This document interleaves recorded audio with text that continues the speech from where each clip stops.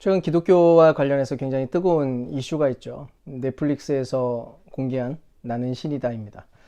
JMS 아가동산에서부터 만민중앙교회까지 하여간 너무 다 역겨운 이야기였는데요. 처음에 보는데 너무 화가 나기도 하고 또 역겨워서 사실 보다가 멈추고 싶었습니다. 그래도 반드시 직면해야 된다는 일종의 의무감 때문에 열심히 시청을 했는데요. 보면서 가지게 된 생각, 굉장히 많이 들었던 생각은 이런 거였습니다. 과연 기독교는 이들과 얼마나 다른가? 이 이야기는 그냥 이단 이야기고 사이비일 뿐이니까 우리랑은 아무 상관없습니다. 이렇게 말하는 게 가능할까? 사실 하나하나 짚어볼 내용들이 한두 가지가 아닌데요. 만민중앙교회 이재록 씨가 했던 주장들, 그 이야기들을 이렇게 보는데 제가 어린 시절 교회에서 그동안 기독교 안에서 특히 부흥회 갔을 때 많이 들었던 이야기들과 참 비슷했습니다. 하나님께 헌금 많이 바치면 훨씬 더 많은 복을 얻는다는 그런 이야기. 천국에서 너 면류관 쓸래? 아니면 개털 모자 쓸래? 천국에서 너 좋은 집에 살래? 아니면 후줄근한 집, 망가진 집에서 살래? 이재록은 그저 그런 이야기들을 자기 집단 안에 뭔가 눈에 보일 수 있도록 구현해 놓은 것 뿐입니다. 그래서 수많은 평범한 기독교인들이 열심히 아멘을 그냥 외치다가 이들을 메시아로 섬기기 시작하는 거예요. 이들이 하나님, 예수님 얘기 안 하나요? 다 합니다. 언제나 하나님을 찬양하고요. 언제나 예수님의 이름을 노래해요. 말끝마다 하나님이라는 단어가 오히려 훨씬 많이 붙어 있습니다. 모든 것은 하나님의 뜻과 연관되어 있고 하나님의 말씀과 계시에 따른 것이다. 이런 주장을 하죠. 그래서 스스로 기독교인이라고 생각하는 사람들이 그런 이야기 앞에서 엎드리는 거예요. 그래서 이제 고민을 좀 해봐야 됩니다. 대체 우리가 믿는 하나님, 그 하나님은 어떤 분이신지 말이죠. 적어도 그들이 말하는 하나님과 우리가 말하고 있는 그 하나님은 어떻게 다르냐는 것입니다. 오늘 본문은 모세가 하나님께 부름받던 그때 나누던 대화인데요. 모세는 이스라엘 백성들에게 전해줄 하나님의 이름을 물었습니다. 왜 이름을 알고 싶었던 걸까요? 아마 모세가 살던 세상에서는 모든 신들이 각자 이름을 갖고 있었기 때문일 거예요. 태양신 라, 오시리스, 이시스, 후르스, 각각의 이 신들은 전부 다 자기의 이름을 갖고 있었고요. 사람들은 신의 은총을 입기 위해서 반드시 이 해당 신의 이름을 불러야만 했습니다. 결국 신의 이름을 부른다는 건 그 신을 반응하게 만드는 효과적인 수단이었던 건데요. 어쩌면 이스라엘 역시도 하나님을 그런 식으로 이해할 가능성이 상당히 높았어요. 세상에 수많은 신들이 있는데 그 중에 조금 더 강한 신이 있다더라. 그 이름이 뭔 줄 알아? 그 신의 이름을 가르쳐 줄 테니까 그 이름을 불러봐. 이런 식으로 말이죠. 그런데 그 이후에 공개하신 하나님의 이름은 굉장히 독특했는데요. 새번역 성경에는 나는 나다 이렇게 번역되어 있고 개역개정에는 나는 스스로 있는 자다 이렇게 번역합니다. 히브리어로는 요드, 해, 바브, 해 이렇게 발음을 가지고 있는 네 글자를 알려주신 건데요. 이거를 영어로 표현을 하면은 YHWH라고 쓸 수 있습니다. 우리나라에서는 대충 이 내용을 그냥 여호와 혹은 야훼라고 읽어버렸는데요. 사실 이 글자들은 전부 다 자음들이고 실제로는 어떻게 발음을 했었는지에 대해서는 정확히 알 길은 없습니다. 그래서 지금도 경건한 유대인들은 이 단어를 주님이라는 뜻의 아도나이라고 발음을 하고요. 경건한 대부분의 학자들도 그저 주님, 더 로드라고 부르거나 YHWH로 그렇게 표기를 합니다. 어쨌든 이 이름을 영어로 해석을 하면 I am who I am 혹은 I will be who I will be 이렇게 할 수 있는데요. 원래 히브리어가 현재형과 미래형이 구분이 되지 않기 때문에 이 둘 어느 것이 맞는지에 대해서는 항상 의견이 분분했습니다. 그래서 새번역 성경처럼 나는 나다 이렇게 현재형으로 해석하기도 했던 건데요. 근데 최근의 학자들은 대부분 미래형으로 해석하는 것을 지지해요. 왜냐하면 문맥상 이 내용들이 앞으로 하나님이 뭘 하려고 하시는지에 대한 내용이 줄을 이루고 있기 때문입니다. 그래서 하나님께서 모세에게 했던 그 말의 의미를 해석해보면 이렇게 되는 거예요. 나는 내가 되려고 하는 존재가 되겠다. 나는 내가 되려고 하는 존재가 될 자유가 있다.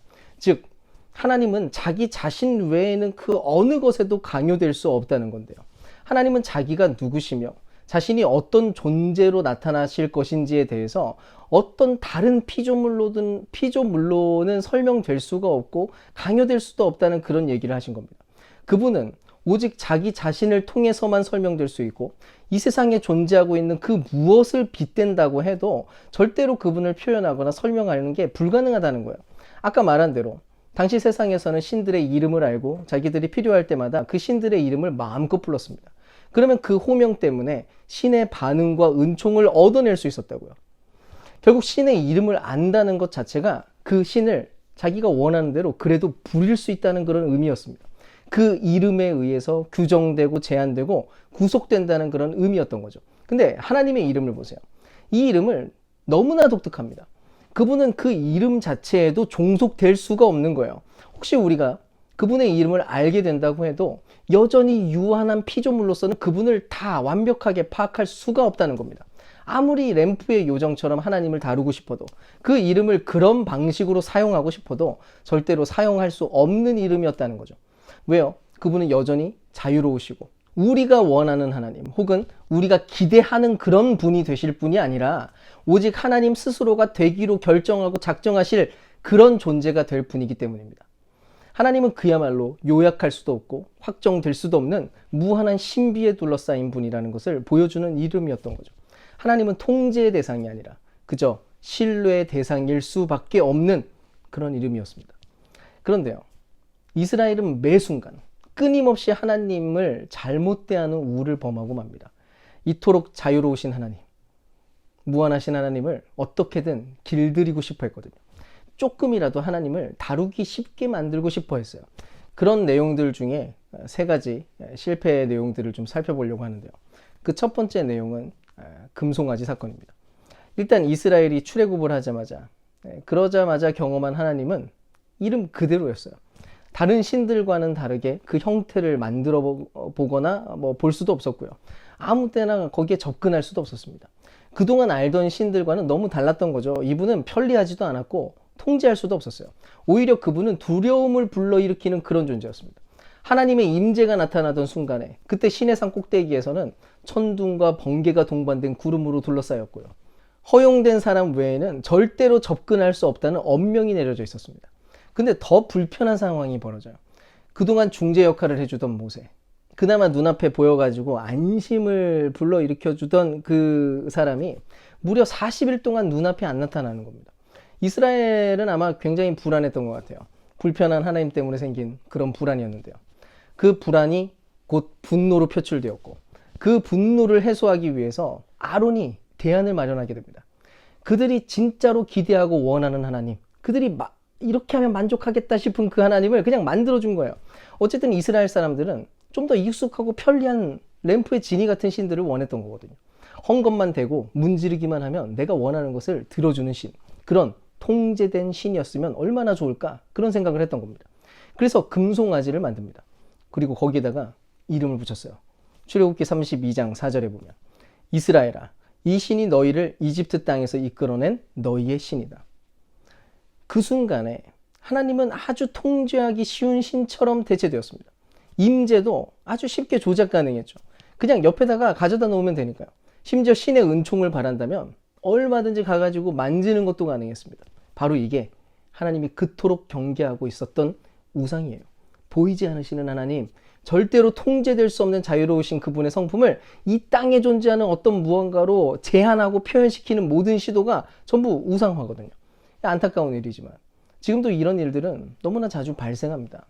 우리가 믿는 하나님, 너무나 인격적이어서 무한히 입체적인 그분을 단 몇 줄로 요약하거나 단 어떤 몇 가지 내용들로 그냥 압축시키고 싶거든요. 그런 마음이 있어요. 그래서 기독교 교리라고 하는 것도 우상화의 도구로 잘못 사용되는 일들이 너무나도 많습니다. 저는 지금 교리 교육이 필요 없다는 얘기를 하는 게 아니에요. 교리라는 거는 원래 귀한 겁니다. 성경에 나타난 하나님의 일관된 성품들을 체계적으로 정리한 게 그게 교리니까요. 그래서 구원과 신앙에 대해서 바르게 이해하도록 돕는 역할을 합니다. 아마 오늘날 그 교리 교육만 똑바로 해도 많은 사이비와 이단들의 미혹을 막을 수 있을 거예요. 그럼에도 불구하고 교리 자체가 하나님에 대한 모든 지식일 수 없다는 건데요. 우리가 교리에 대해서 전부 다 외웠다고 해서 교회의 여러 전통들을 다 수용하고 있다고 해서 그것 자체가 하나님이라고 착각해서는 안 된다는 겁니다. 분명히 말하지만 아무리 체계적이고 잘 정리된 교리들이라고 해도 여전히 무한하신 하나님에 대해서는 국지적인 진실만 알려주고 있을 뿐이에요. 무엇보다도 하나님의 지식이라고 하는 것은 단순 반복과 기계적인 방식으로 얻을 수 있는 내용들이 아니거든요. 생각을 해보세요. 우리가 누군가의 프로필을 아주 잘 정리해 놓은 것들을 읽어 나간다고 합시다. 그거를 막 다 외웠어요. 그 사람의 프로필을. 그러면 그 사람이랑 친해진 건가요? 이거는 그냥 사생팬이죠. 불가능한 겁니다. 그런데 교리들을 충분히 외우고 있다는 것만 가지고 자기가 하나님과 마치 바른 관계성을 갖고 있고 친밀하다고 착각하는 경우가 얼마나 많은지 몰라요. 우리가 구원받는 것은 칭의 교리를 외우고 믿기 때문이 아니에요. 오직 그리스도를 믿기 때문에, 그분과의 신뢰와 사랑 때문에 구원받는 겁니다. 그래서 하나님을 신뢰하고 믿는다는 개념 역시도 일종의 법칙 같은 걸로 단순하게 요약할 수는 없다는 거예요. 근데 수많은 성도들 안에서 오직 믿으면 천국에 간다라고 하는 이 명제를 가지고 자기 멋대로 하나님을 다루려고 하는 태도들이 나타난다는 겁니다. 그래서 몇 가지 교회 생활들, 그 신앙의 양상들만 갖추면 그 나머지 외 부분에서는 마음껏 자기 욕망을 이루는 삶을 살아가요. 그러면서도 아무렇지도 않게 여깁니다. 상관없는 거예요. 제한된 하나님을 믿으니까. 귀한 성도 여러분, 신앙은 절대로 단순하지 않습니다. 하나님을 자꾸 단순하게 만들고 통제 가능한 분처럼 그렇게 가르치는 교회가 있다면 그런 곳은 여러분 떠나셔야 됩니다. 그거는 심각한 문제를 만들고 말거든요. 신앙은 자판기처럼 작동하지 않습니다. 근데 그런 수준의 이야기들이 얼마나 많이 돌아다니는지 몰라요. 예전에 어떤 설교자는 예수 믿고 3년 이내에 부자 못 되면 그거 헛믿은 거고 잘못 믿은 거다, 이렇게 말하기도 했어요. 하나님을 대체 뭐라고 생각하는 건가요? 그냥 욕망 자판기로 취급하는 거죠. 기도하다가 안 되면 한 하루 이틀 금식하고, 그래도 안 되면 한 40일 금식하고, 그러면 결국 다 얻게 될 거다. 하나님께 헌금 많이 드리면, 더 많이 봉사하면 반드시 더 많은 물질로 보상하실 것이다. 전부 다 기브 앤 테이크예요. 율법주의를 조장하는 메시지들이죠. 이게 작동을 하려면 그 하나님은 그냥 틀에 딱 끼워진 자판기 같은 하나님이어야 되는 겁니다. 나의 행동에 맞춰서 원칙대로 반응해주는 그런 존재에 불과하거든요. 마치 알고리즘이 입력된 어떤 프로그램처럼. 아니요, 하나님은 그런 분이 아니에요. 그분은 내 생각보다 크시고 언제나 우리의 예상의 범위를 초월하시는 분이거든요. 그분은 무한한 인격이시라는 것을 놓쳐서는 안 되는 것입니다. 좀만 생각을 해보세요. 아무리 오래 산 가족이라고 해도 가족끼리조차도 완벽하게 그 모든 행동들을 예측하는 게 불가능합니다. 내 자식이라서 꽤 많이 알 수는 있어요. 내 가족이라서 어느 정도 이 사람이 이렇게 반응하겠구나 대충 감지되는 것들이 분명히 많아질 수 있어요. 근데 막상 그 모든 결정과 모든 감정적 반응들을 파악하는 것은 사실은 불가능합니다. 오히려 알면 알수록 놀랄 일이 많아져요. 제가 저런 생각을 했다고? 제가 저런 행동을 한다고? 저렇게 할 줄은 난 정말 몰랐어 라고 말이죠. 인간도 자유로운 인격과 성품을 갖고 있기 때문에 그런 게 당연한 겁니다. 그러니까 무한히 자유로우신 인격을 갖고 있는 하나님은 얼마나 더 하겠어요. 우리가 확실히 알 수 있는 거는 그저 이것밖에 없어요. 그분은 언제나 선하시다. 하나밖에 없는 아들을 내어주실 만큼 그분은 어쨌든 너무나도 사랑하신다는 겁니다. 비록 우리가 통제할 수 없고 길들일 수도 없지만 다만 그분은 분명 그런 분이라는 것을 아는 믿음 때문에 끝까지 신뢰하는 싸움을 해야만 하는 것이죠. 이제 이스라엘의 두 번째 실수는 나곤의 타작마당 사건에서 발견되는데요. 상황은 이랬습니다. 아주 오래전 이스라엘은 대적 블레셋과 전쟁을 하다가 패배를 맛보게 됐어요. 그래서 생각을 했죠. 왜 졌을까? 법궤를 안 들고 와서 졌다. 그래서 법궤를 들고 갑니다. 근데 그냥 패배하는 게 아니라 엄청난 대패를 경험하게 돼요. 그 충격 때문에 엘리 제사장은 소식을 듣고 넘어져가지고 목이 부러져서 죽습니다. 이때 놀랍게도 빼앗겼던 법궤는 스스로 돌아오게 되는데요. 우여곡절 끝에 아주 오랜 세월 임시적으로 아비나답이라고 하는 사람 집에 보관되어 있었습니다. 그러다가 다윗 왕이 세워지고 드디어 하나님의 법궤를 원래 있어야 될 자리로 옮기기로 결정을 하는데요. 사무엘하 6장을 보면 수레에 법궤를 싣고 걸어오던 소가 갑자기 날뛰기 시작합니다. 얼마나 날뛰기 시작했는지 법궤가 떨어질 뻔했어요. 그 상황에서 웃사가 손을 쭉 뻗어가지고 법궤를 손으로 붙잡았습니다. 떨어지지 말라고, 보호하려고 했던 거죠. 근데 그 순간 하나님의 진노를 받아가지고 웃사가 죽게 돼요. 대체 무슨 일이 벌어진 걸까요? 일단 이 이야기에서 이스라엘 사람들이 생각하는 하나님은 마치 법궤 안에 가둬진 그런 분처럼 이해되는데요. 이스라엘 사람들은 법궤라고 하는 도구를 사용해서 하나님을 마음껏 컨트롤할 수 있다고 그렇게 생각을 했던 것 같아요. 여기서도 하나님의 임재는 사람의 결정으로 조작될 것처럼 나타납니다. 십자가 목걸이만 걸면, 예배당에 나가기만 하면 즉시 하나님의 임재를 가져오는 그런 스위치가 될 거라고 믿는 그런 것처럼 말이죠. 결국 이런 사고방식 속에서 하나님이라고 하는 존재는 그냥 관리 대상이 되고 맙니다. 우사는 그야말로 하나님 걱정해 주다가 죽었어요. 너무한 거 아닌가요? 그래도 우사는 하나님을 염려해 준 거잖아요. 예, 미안한 말이지만 그런 존재는 어차피 하나님이 아니기 때문입니다. 좀 더 극단적으로 말하면 우사는 지금 하나님을 섬기고 있는 게 아니라 그냥 우상을 섬기고 있을 뿐이었다는 거예요. 귀한 성도 여러분, 하나님은 관리 대상일 수 없습니다. 그분은 스스로 영광을 받으시는 분이고 그 어떤 인간의 돌봄과 케어도 필요 없으신 분이에요. 그분은 언제나 강하시고 설령 이 땅에 예배당이 전부 다 파괴된다고 해도 십자가가 꺾인다고 해도 여전히 그분의 영광에는 아무런 손해가 있을 수가 없습니다. 법궤가 그냥 돌아온 것처럼 말이죠. 이 장면에서의 문제 역시도 분명해요. 법궤를 대하던 대부분의 이스라엘이 그 하나님의 자유로운 인격에 대해서는 보지 못했다는 겁니다.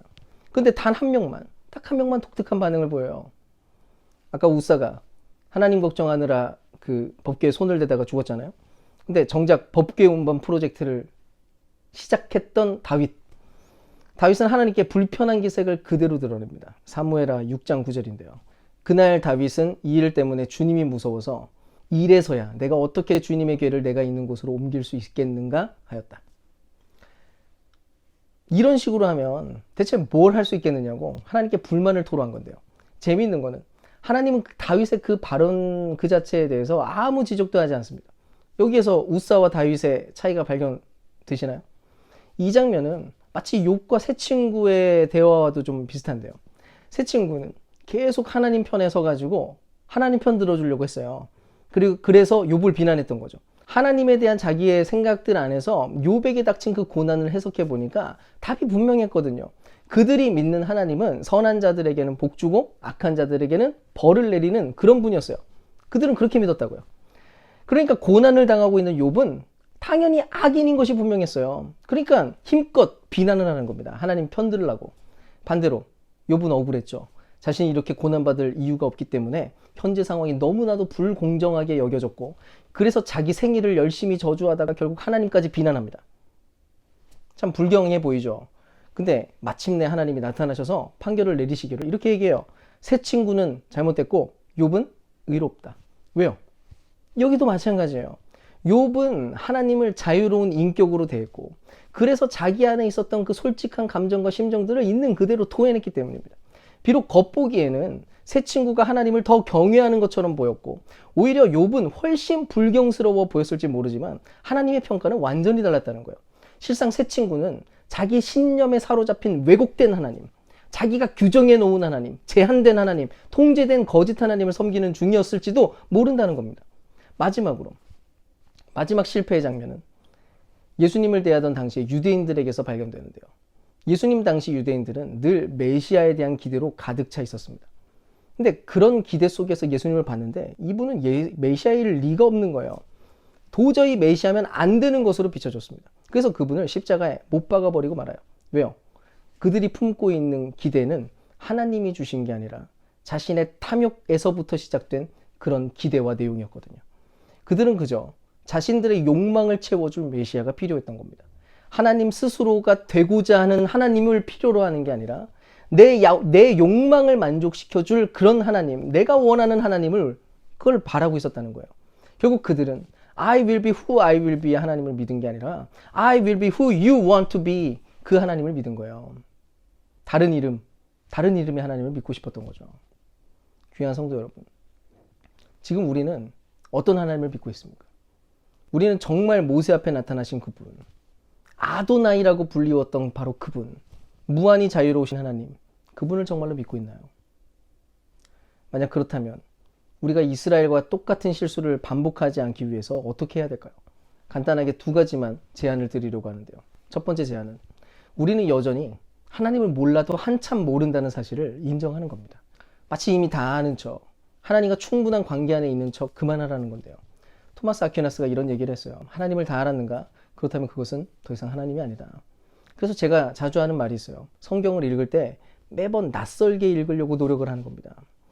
마치 처음 대하는 것처럼 그렇게 읽고 대화를 나누는 거예요. 틀에 얽매인 거 말고, 내 욕망이 투영된 방식으로 성경을 보려고 하지 말고 있는 그대로 그냥 진지하게 보는 거예요. 아주 솔직하게 반응하는 겁니다.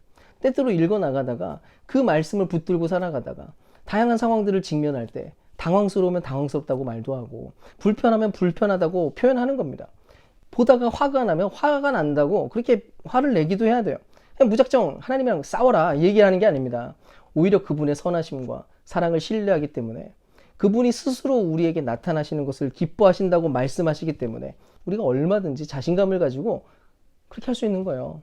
분명히 하나님은 그렇게 역사하실 테니까요. 우리는 하나님을 몰라도 너무 모르는 사람들입니다. 목사라고 해도, 신학을 아무리 많이 한 신학자라고 해도 다 똑같아요. 심지어 우리는 영원한 천국에서도 무한하신 그분을 영원히 알아가야만 할 거니까요. 그러니까 부탁을 드립니다. 매일 겸손하게 그분 앞에 인격적으로 서시고 날마다 그분을 새롭게 알아가는 기쁨을 누려가시기를 축복합니다. 이제 두 번째 제안은 더 중요한데요. 매일 그분 앞에 서서 조금씩 알게 될 때마다 항상 순종하려고 시도하는 겁니다. 저와 여러분이 하나님을 믿고 신앙생활한다는 것은 그냥 기독교적인 개념들을 얼마나 더 많이 알게 되었는가, 또 많이 알게 될 것인가, 이런 문제가 아니거든요. 우리는 평생토록 살아계신 하나님과 씨름하는 중이라는 점을 기억하는 거예요. 그래서 다윗처럼, 욥처럼 솔직하고 진실하게 반응하고 그렇게 행동하는 거예요. 그분은 실험실이나 도서관에서 마주하는 그런 분이 아니라 우리를 지배하시고 때로는 꾸짖으시고 우리가 매 순간순간 신앙을 규정하려고 할 때마다 다시 우리 안에서 도전하시는 분이십니다. 하나님은 절대로 길들여지는 분이 아니거든요. 그러니까 그 하나님을 믿는다면 우리의 반응은 오직 하나밖에 없는 겁니다. 어떻게든 통제하고 완벽하게 이해하려고 애쓰는 게 아니라 내 생각은 내려놓고 그냥 모든 일에, 그분이 하시는 모든 일들에, 그분의 음성에 그냥 순종하는 거예요. 어차피 그분에 대해서 우리는 완벽하게 이해할 수는 없을 테니까요. 그저 이미 알게 된 가장 확실한 진리를 그냥 붙잡고 살아가면 되는 겁니다. 바로 십자가에 못 박히신 그 그리스도. 우리에게 영원한 구원을 주기 위해서 자기야 하나밖에 없는 그 아들을 주셨다는 그 확실한 진리를 붙잡고 있으면 하나님이 왜 그런 이름을 주셨는지에 대해서 더 잘 이해할 수 있게 될 겁니다. 그분은 바로 그런 하나님이 되고자 했던 하나님이셨던 것이고 마침내 그 약속을 이루신 분이십니다. 절대로 길들여지지 않는 분이시지만 우리에게 가장 좋은 것을 주고 싶었던 하나님이라는 것을 알게 되는 것이죠. 부디 이 지식 안에서 절대로 길들여지지 않지만 우리를 가장 사랑하시는 그 선하신 주님 앞에 정직한 믿음과 순종을 내어드리는 저와 여러분 될 수 있기를 주님의 이름으로 축원드립니다.